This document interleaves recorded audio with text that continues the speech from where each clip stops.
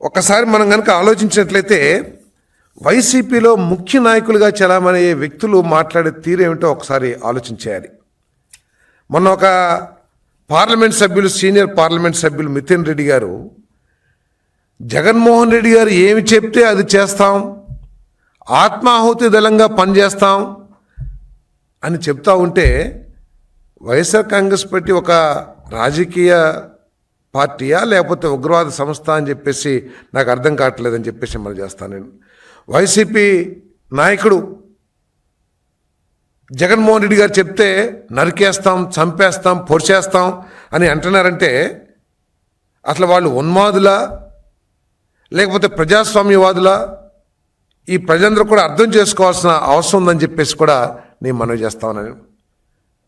YSR Congress party విధానంగా ఒకసారి ఆలోచన చేస్తే తమ స్వార్థం కోసం తన బాబాయి మరణాన్ని, తన తండ్రి మరణాన్ని కూడా ఒక ఆయుధంగా వినియోగించుకుందంటే ఎంత దిగజారి రాజకీయాలు చేసిందో ఒకసారి అందరూ కూడా అర్థం చేసుకోవాలని చెప్పేసి కూడా నేను మనవి చేస్తాను. నేను అందుకే నరుకుతాం, చంపుతాం, విధ్వంసం చేస్తాం అని చెప్తున్న పార్టీని గొడ్డల పార్టీ అని చెప్పేసి మేము అంటున్నామంటే వారి భాష కానివ్వండి అవన్నీ కూడా దాని మూలంగానే అంటున్నామని చెప్పేసి మీకు మనవి చేస్తామని. వైసీపీ పార్టీ అసలు ఉగ్రవాదులు కూడా ఈ విధంగా మాట్లాడరేమో, అంతకంటే కూడా ఘోరంగా మాట్లాడుతామన్నారు. రాష్ట్రాన్ని తమ స్వార్థం కోసం రాష్ట్రాన్ని వినాశనం చేస్తానికి కూడా ఆలోచిస్తలేదంటే ఒకసారి ప్రజలందరూ కూడా అర్థం చేసుకోవాలని చెప్పేసి ఎటువంటి ఉన్మాదంతో, అంటే కేవలం అధికారం సాధించాలనే కాంక్షతోనే ఈ విధంగా మాట్లాడతారనే విషయాన్ని మనందరం కూడా అర్థం చేసుకోవాలి. ఆత్మాహుతి దళం అనేది మనం కాశ్మీర్లో విధ్వంసాన్ని సృష్టించినప్పుడు అక్కడ చనిపోయిన వ్యక్తుల్ని, ఉగ్రవాదుల్ని కోట్ చేస్తూ ఆత్మాహుతి దళం అంటాం. కానీ ఇక్కడ ఆత్మాహుతి దళం అని చెప్పేసి జగన్మోహన్ రెడ్డి ఏది చెప్తే అది చేస్తామన్నారంటే అసలు వీళ్ళు ప్రజాస్వామ్యంలో ఉన్నారా లేకపోతే ఎక్కడున్నారని చెప్పేసి ఆలోచన చేస్తున్నాను నేను. ప్రజలందరూ కూడా ఆలోచించాలి. మనం భారతదేశ చరిత్ర తీసుకుంటే స్వాతంత్ర సమయం నుంచి కూడా రాజకీయ పార్టీలో కూడా ప్రజాస్వామ్యం అగ్రనాయకత్వం ఒక ఆలోచన చేస్తే ఆ ఆలోచనలో తప్పుంటే గొప్ప నాయకులందరూ కూడా దాన్ని వ్యతిరేకించటమో, విభేదించటమో లేదా చర్చించటమో చేశారు తప్పితే మా నాయకుడు ఏది చెప్తే అది మేము గుడ్డిగా ఫాలో అవుతామని చెప్పేసి భారతదేశ రాజకీయ చరిత్రలో లేదని చెప్పేసి మనం చేస్తాను. దాంట్లో భాగంగానే అనేక మంది ఆనాటి ప్రజాస్వామ్యంలో గాంధీ గారి ఆలోచనలు వ్యతిరేకించిన వాళ్ళు ఉన్నారు, నెహ్రూ గారి ఆలోచనలు వ్యతిరేకించిన వాళ్ళు ఉన్నారు, సుభాష్ చంద్రబోస్ లాంటి నాయకులు అదే పంథాలో ఉన్న విషయాన్ని మనకు తెలుసు.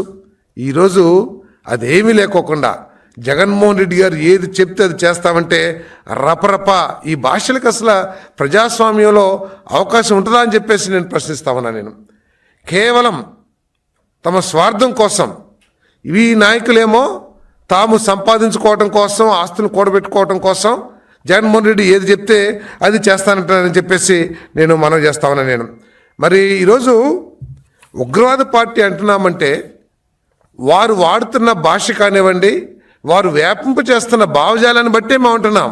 ఒక్కసారి మీరు చూసినట్లయితే తోట చంద్రయ్య గారు ఒక బలహీన వర్గ నాయకుడు. ఇతనేమన్నా సమాజానికి నష్టం కలిగించాడా? ఇతనేమన్నా గ్రామానికి నష్టం చేశాడా? లేకపోతే ఏదన్నా డ్రగ్స్ అటువంటి ఏమన్నా వ్యాపారం చేశాడా? కేవలం అతను ఒక రాజకీయ పార్టీకి నమ్మిన వ్యక్తి, నమ్మిన కార్యకర్త. ఆ కార్యకర్తని తమ భావజాలం వైపు తిప్పుకోవటానికి నడి రోడ్డు మీద ఎవరైనా ఈ విధంగా హత్య చేస్తారని చెప్పేసి అడుగుతామన్నా నేను. అదేవిధంగా మనం చూసాం, ఇంకా మన పశుముక్కలారని పశువుడు మన అమర్నాథ్ గౌడ్ రేపల్లిలో తన చెల్లెల్ని అవమానించారనే ఉద్దేశంతో మాట్లాడితే ఏ విధంగా కాల్చేశారో ఒకసారి ఆలోచించమని చెప్పేసి మనం చేస్తాను. అదేవిధంగా సుధాకర్ అని ఒక దళిత డాక్టరు అతని పిచ్చోడిగా చిత్రీకరించి ఏ విధంగా చంపేశారో కూడా ఒకసారి ఆలోచించాలని చెప్పేసి మనం చేస్తాను. ఈ ప్రజాస్వామ్య వ్యవస్థలో ఎప్పుడూ ఆలోచించని ఒక పార్లమెంట్ సభ్యుడిని తమను విమర్శించాడని చెప్పేసి కిడ్నాప్ లాగా తీసుకువెళ్ళిపోయి ఏ విధంగా హింసించారో, ఆఖరికి ప్రాణం మీదకి ఏ విధంగా తీసుకొచ్చారో, ప్రాణం పోయే పరిస్థితి ఏ విధంగా తీసుకొచ్చారో మనందరూ కూడా తెలుసు అని చెప్పేసి మనం చేస్తాం. అందుకనే ఈ సమాజాన్ని వినాశనం చేస్తాం కోసమే వాళ్ళంతా కూడా పనిచేస్తారని చెప్పేసి నేను మనం చేస్తాను. వాళ్ళు కేవలం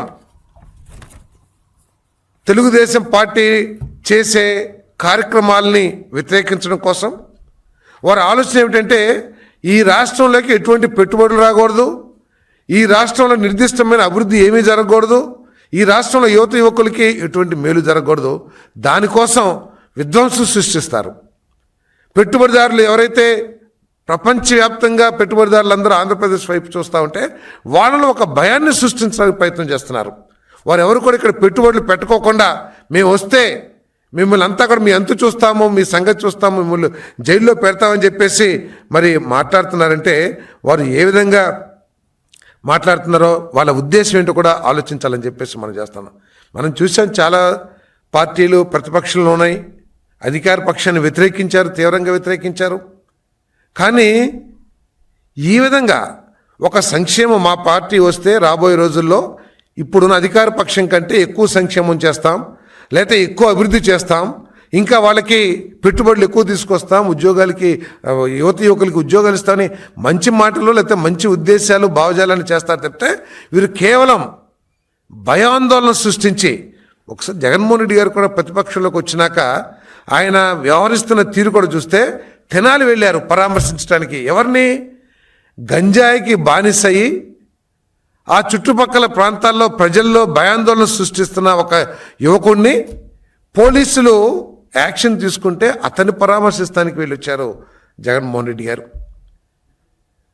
రైతుల పరామర్శ పేరుతో ఒక పెద్ద ఊరేగింపు చేసి ఆ ఊరేగింపులో రపరప రపరప అని చెప్పేసి నినాదాలు, అదేవిధంగా నరుకుతాం అనే బోర్డులు పెట్టుకొని చేస్తాం మన ర్యాలీ చేశారంటే ఎటువంటి భావజాలాన్ని ఈ సమాజంలోకి తీసుకెళ్లాలని ప్రయత్నం చేస్తున్నారో ఒకసారి ఆలోచించాలని చెప్పేసి కూడా నేను మనవి చేస్తాను. నేను మరి ఆ రోజు ఏ విధంగా ఈ రాష్ట్రాన్ని గంజాయి రాష్ట్రంగా మారుస్తూనే కాకుండా నకిలీ మద్యాన్ని ఇచ్చి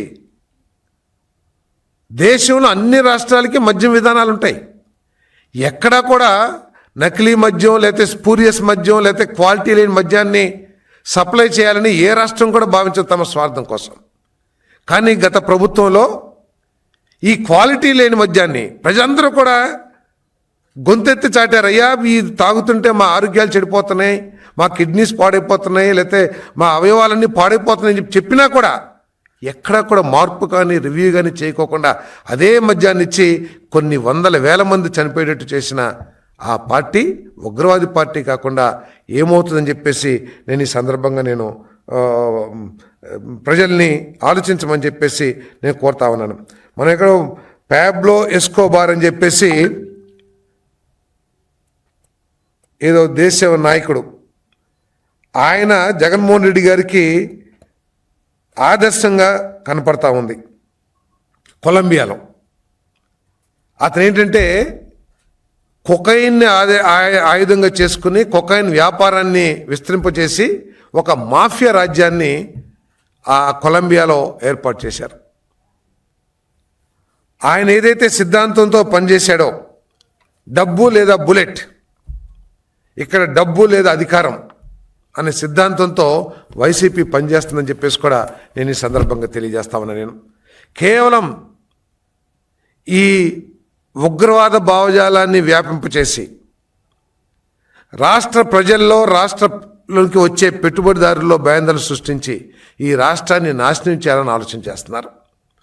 ఇంకో పక్క అమరావతి సాధించుకున్నామని చెప్పేసి తెలుగు ప్రజలందరూ కూడా సంతోషంతో ఉంటే ఉగ్రవాద భావజాలం ఉన్న జగన్మోహన్ రెడ్డి గారు మాత్రం కొత్త పళ్ళ ఎత్తుకొని ఆచరణ సాధ్యం కానీ ఒక మావిగన్ పేరు తీసుకొచ్చి ఈ రాష్ట్రాన్ని నాశనం చేస్తానికి ప్రయత్నం చేస్తున్నాడని చెప్పేసి కూడా నేను మనవి చేస్తా ఉన్నాను. కేవలం తనకి నచ్చని విషయాలన్నింటినీ కూడా విధ్వంసం చేయటమే. ఆయన ముఖ్యమంత్రి అయిన మొట్టమొదటిలోనే ప్రజావేదికని తనకు నచ్చలేదు కాబట్టి దాన్ని కూల్చేశాడు. ఆయన అధికారంలోకి వచ్చిన మొట్టమొదటిలోనే అమరావతి మీద ఉన్న తనకున్న ద్వేషాన్ని వెలిబుచ్చుతూ 3 రాజధానుల సిద్ధాంతాన్ని తీసుకొచ్చాడు. తనకి ఇష్టం లేని, తనకి వ్యతిరేకంగా మాట్లాడుతున్నారు, తనకి వ్యతిరేకంగా తీర్మానాలు చేస్తున్నారు, ఈ శాసనమండలిని రద్దు చేసేయాలని చెప్పేసి నిర్ణయానికి వచ్చి కొన్ని కారణాలతో మరి ఎందుకో కొంచెం వెనుక తిరిగాడు, మడవం తిప్పారు. రేపు తన చెల్లి ఆస్తుల విషయంలో తనకి ఇబ్బంది కలిగించిందనే ఉద్దేశంతో రేపు ఎన్టీ రామారావు గారు, మా ప్రీతమ నాయకుడు ఎన్టీ రామారావు గారు ఇచ్చిన మహిళలకి సమాన హక్కు ఏదైతే ఉందో దాన్ని రద్దు చేస్తానికి కూడా వెనకాడేమో ఈ ఉగ్రవాద భావజాలం ఉన్న వైఎస్ఆర్ కాంగ్రెస్ పార్టీ అని చెప్పేసి కూడా నేను భావిస్తున్నానని చెప్పేసి కూడా నేను తెలియజేస్తాను. దయచేసి ప్రజలందరూ కూడా ఆలోచన చేయాలి. ఈరోజు రాష్ట్రం అన్ని రంగాల్లో కూడా అభివృద్ధి చెందుతుంది. ఇటువంటి ఉగ్రవాద శక్తుల్ని అణిచివేయాల్సిన బాధ్యత ప్రభుత్వం మీద, ప్రజల మీద కూడా ఉందని చెప్పేసి భావిస్తా ఉన్నాను. మీరు వారికి తగిన బుద్ధి చెప్పారు 11 సీట్లు ఇచ్చి, కానీ భవిష్యత్తులో అసలు నామరూపాల్లోకుండా చేయాల్సిన అవసరం కూడా ప్రజలు ఆలోచించాలని చెప్పేసి కూడా నేను మనవి చేస్తాను. ఈ రాష్ట్రంలో మరి ఈ రాష్ట్రాన్ని దేశంలో నెంబర్ 1గా చేయటానికి ప్రయత్నం చేస్తున్న చంద్రబాబు నాయుడు గారి నాయకత్వాన్ని బలోపేతం చేయాలి. ఇటువంటి ఉన్మాద శక్తులన్నింటినీ కూడా నాశనం చేయాలని చెప్పేసి కూడా నేను మనవి చేస్తా ఉన్నాను.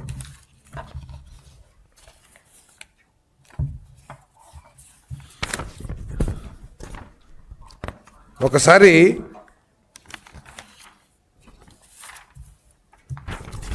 ఏ విధంగా 2019 ఎన్నికల్లో అధికారంలోకి రావటానికి వారి బాబాయ్ మరణాన్ని ఏ విధంగా వాడుకున్నారో ప్రజలందరూ కూడా ఆలోచించాలి.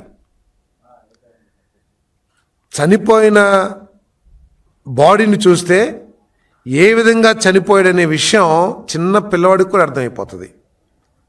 కానీ దారుణంగా హింసించబడ్డ వివేకానంద రెడ్డి గారి శవాన్ని చూసి గుండెపోటుతో చనిపోయాడని చెప్పేసి ప్రచారం చేయగలిగిన ఘనత వైఎస్ఆర్ కాంగ్రెస్ పార్టీది అనే విషయం కూడా ఈ ప్రజలు ఆలోచించాలి. కాబట్టి వీరు ఒకవేళ అధికారంలోకి వస్తే ఈ రాష్ట్రంలో ఎటువంటి అరాచక శక్తులు, అరాచక పరిస్థితులు, మరి ప్రజల్ని హింసించే పరిస్థితులు వస్తాయో ప్రజలందరూ కూడా ఆలోచించాలని చెప్పేసి మనం చేస్తా ఉన్నాను.